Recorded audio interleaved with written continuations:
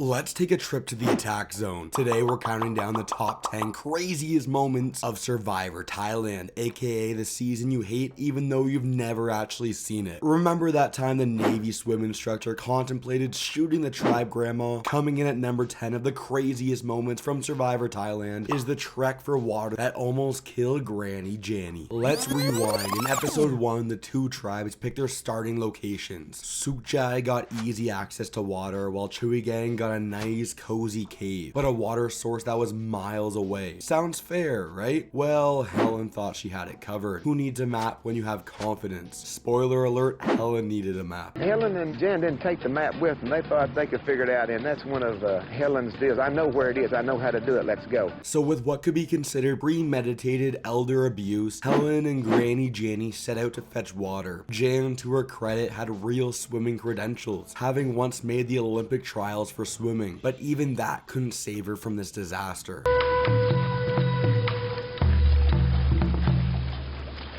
Stupidly, we kept going in the wrong direction. Helen, in true Helen Glover fashion, confidently announces that she knows exactly where she's going. She does not. Instead of arriving at the actual water source, she and Jan somehow detour into what can only be described as Snake City. Population too many damn snakes. The entire cove is practically a reptile Airbnb, while every available crevice rented out to something venomous. Granny Janny smartly decides to stay with the boat while Helen bushwhacks through the mosquito-infested, sweat-drenched jungle, presumably dodging snakes like she's in Indiana Jones. Back at camp, the men are, well, they're busy. Very busy playing golf. Yes, while Helen and Jan battle the elements, Clay is celebrating a hole-in-one. Oh, nice.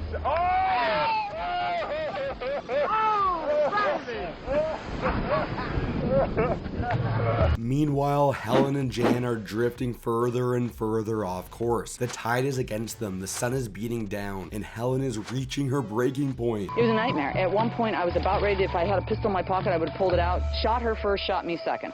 Eventually, Helen does find the water hole, which she had already been to, mind you. They are exhausted, their boat is half full of water, and it has taken them 5 hours to do a trip that should have taken 1. Can this tribe not do any more adventures for a while?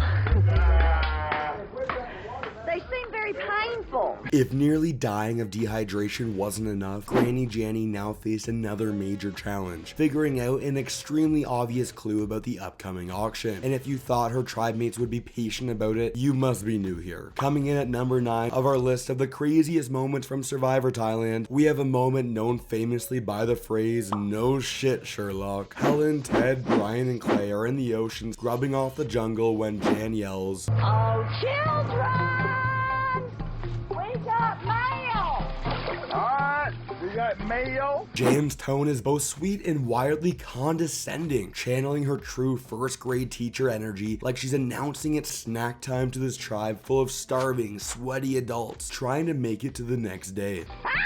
Now, most people, when handed a big stack of American cash and a vague note about haggling, would immediately go, oh, cool, it's an auction. But not Jan. No, Jan had to solve this like she's uncovering the Da Vinci Code. American!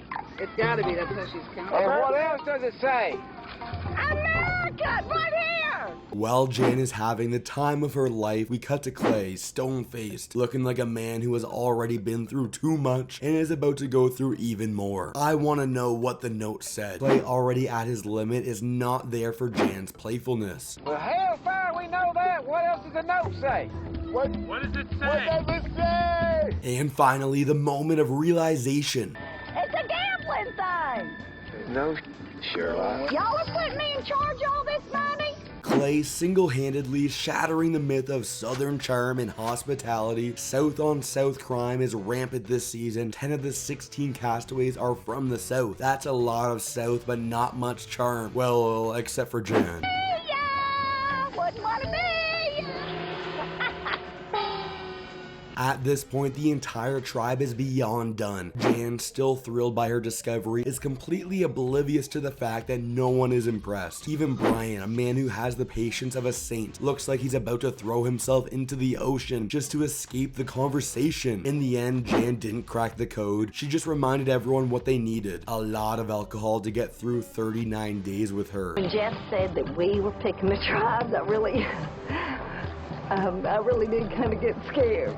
I was scared because I'm not really a leader. Believe it or not, we have yet another entry where Jan exposes her own lunacy on national television. Coming in at number 8, the first tribe pick'em. Every year, CBS invests millions of dollars into Survivor to make it the most engaging, most successful show on television. A big part of the success is the casting. Of all the seasons and all the contestants, this was the one CBS chose for a do-it-yourself tribe draft. What? Were the typewriting monkeys busy that day? It's not like we have a diverse group of people either. No, this is basically Survivor Texas. Actually, let's play a fun game called Count the Texans to see just how many Texans are on Survivor Thailand. Jed, Aaron, Penny, Jake, and Jan are all from Texas. Yeehaw! More importantly, it's not like most of Survivor Thailand's cast really pops off the screen with boundless amounts of charisma. John Raymond, anyone? Real talk, who in Survivor's production team believed that relinquishing control of the tribe dynamics should be given to the elderly? I'm Jan Gentry. I'm 53 years old, and I'm a first grade teacher. Let's break down who exactly did the choosing. First, we've got business mogul and all-around good guy Jake Billingsley, and at first glance, I actually do feel kind of comfortable with him deciding. I'm Jake Billingsley. I'm from McKinney, Texas, and I'm 60 years old, and I'm a land broker. But our next tribe selector, Jan Gentry, the woman who cried in her confessional about having to assume a leadership position. The woman who later constructs a pet cemetery for the fetus of a bat. The woman who gets hammered at the fake merch feast and throws herself over a barrel. Janie doesn't drink. Yeah. Oh, Fine. you better watch yourself. You okay? I hit the brick. I'm fine. You alright? Yeah, I'm fine. And just like we expect, tribe selection is chaos. Jake picks the Young Bucks and assembles the Chuay tribe, an athletic bunch of Baywatch rejects, with as much warmth and compassion as a pack of wolves, raised on creatine and emotional neglect. That other team, they're definitely inferior to our youth and our strength. We definitely got all the hot chicks. Or most of them. Did I mention that Chuay means happy heart in Thai? How ironic. And then we have Jan's truly baffling pick for Chuay Gahn, sleazy used car salesman Brian Heidik. Hello, I'm Brian. I'm 34, and I'm in the highline world of used car sales. Crusty recipe machine Helen Glover, a pocket full of racism Clay Jordan. I'm Clay Jordan from Monroe, Louisiana, and I'm 46.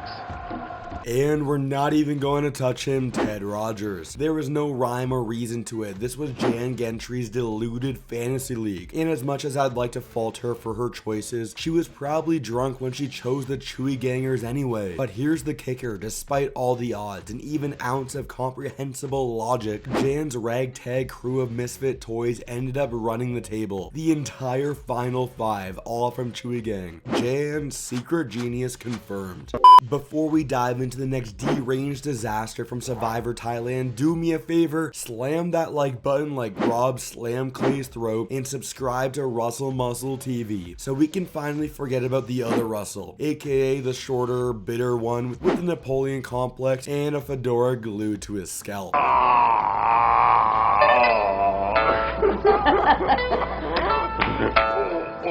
Coming in hot at number 7 is the reward spa day gone wild. Let's set the stage. Ted wins the reward challenge, one of those classic Survivor obstacle course ladder scramble whatever competitions, and snags himself a day at a Thai spa. But more importantly, he earns a celebratory meal with Helen and a bottle of wine that is about to become the true star of the episode. Nor I, we don't drink alcohol.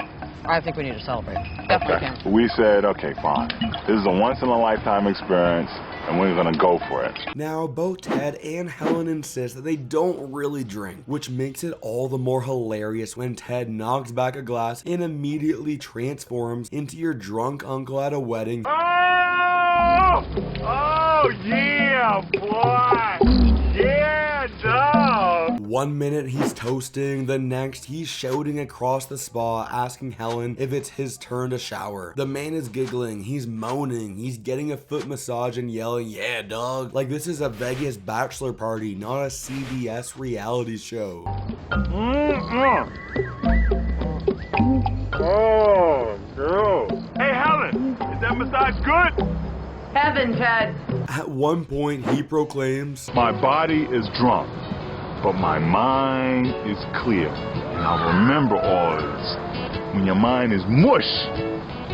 which is exactly what someone says when they're about to give a TED Talk with no slides and one shoe. And to her credit, Helen lets him have his moment. She just sips her wine, side-eyes the camera like she's on The Office, and lets Big Ted live his dream. The truth being, he is wine drunk, overfed, and wearing silk pajamas. The most incredible part, he never lets up. Even when it's time to sleep, Ted is still enjoying every second. I don't want to go to sleep. I want this night and this day to last forever.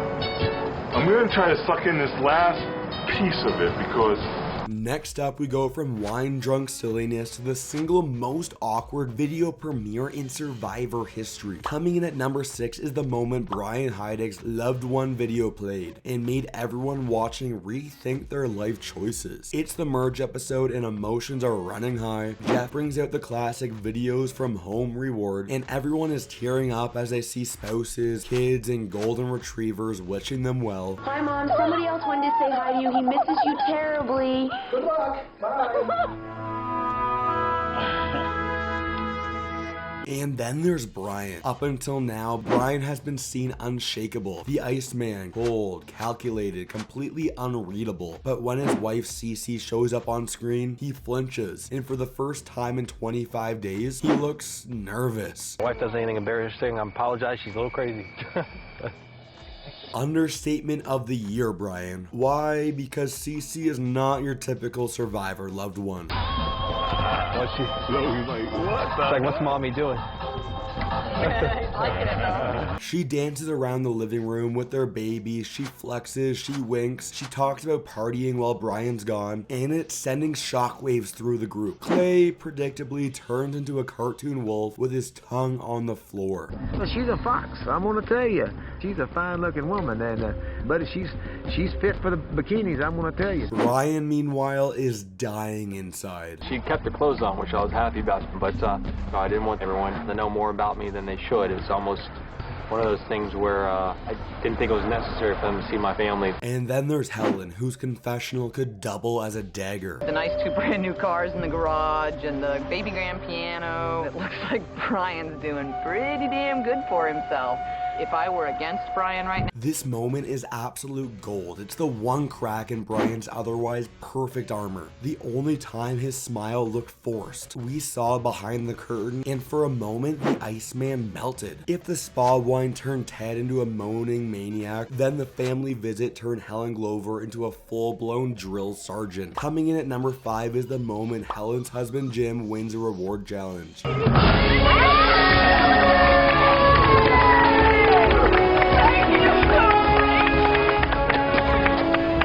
It's the family visit episode, the loved ones arrive. Here's your husband, Jim. Stay seated. Guys, you're gonna have to stay seated. Tears are shed, hearts are full.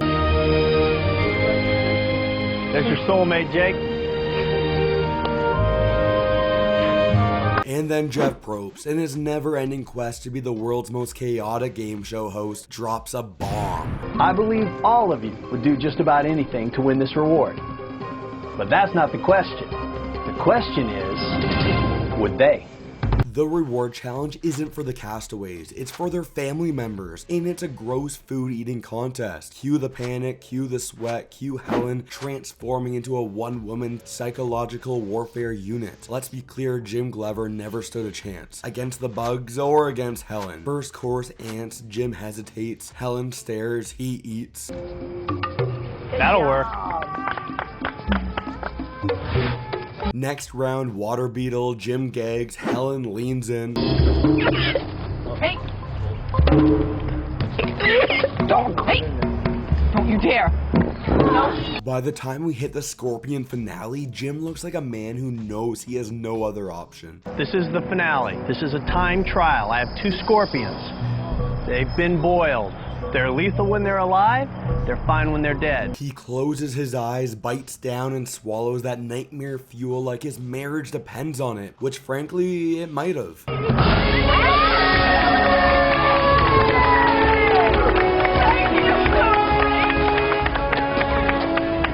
And it works. Jim wins the challenge, becomes an honorary tribe member, and gets to spend 24 hours with his wife, hopefully in silence because the man has been through it. No one but Helen could have pulled this off with the same combination of love and mild to moderate terror. Helen didn't just want a visit, she demanded one, and poor Jim, bless his bald little head, delivered. Absolute menace to tarantulas and husbands alike.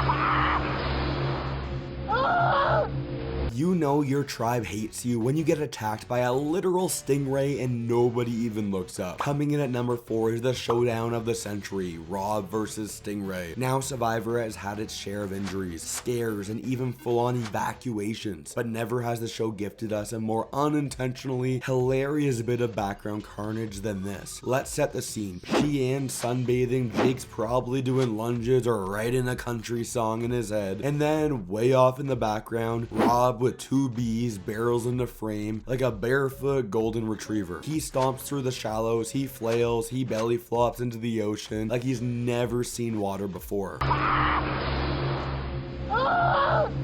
And then karma. 1 second he's upright, the next he vanishes below the surface. Rob's body disappears, but his voice does not. Rob screamed. And that's nothing unusual for Rob, so nobody thought too much about it early. The best part, no one turns around, no one flinches. Shii Ann doesn't even raise her head. The man is actively being attacked by nature, and his tribe mates treat it like ambient noise. Eventually, Rob washes back ashore like a beach seal screeching. Damn it! Hurt!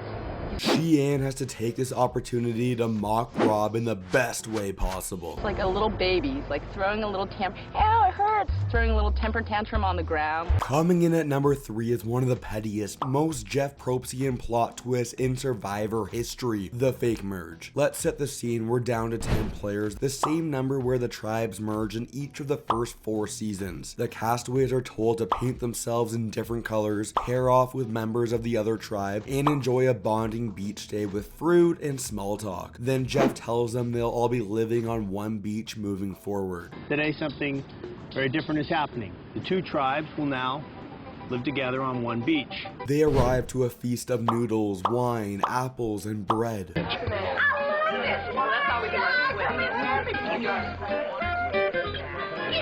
So it was a huge, successful merger. They combine tribe names, they raise a flag, they get drunk, Brian plays the guitar, it's giving merge energy. Damn, y'all getting excited. Give me the wine. This is just nuts being over here. It's totally different than I ever expected. Except it's not. Enter Jeff Probst, cocky as hell, grinning like he's about to tell a knock-knock joke that ends in someone getting blindsided. He opens the immunity challenge with a softball. I've expected our merge to have gone as smoothly as it has.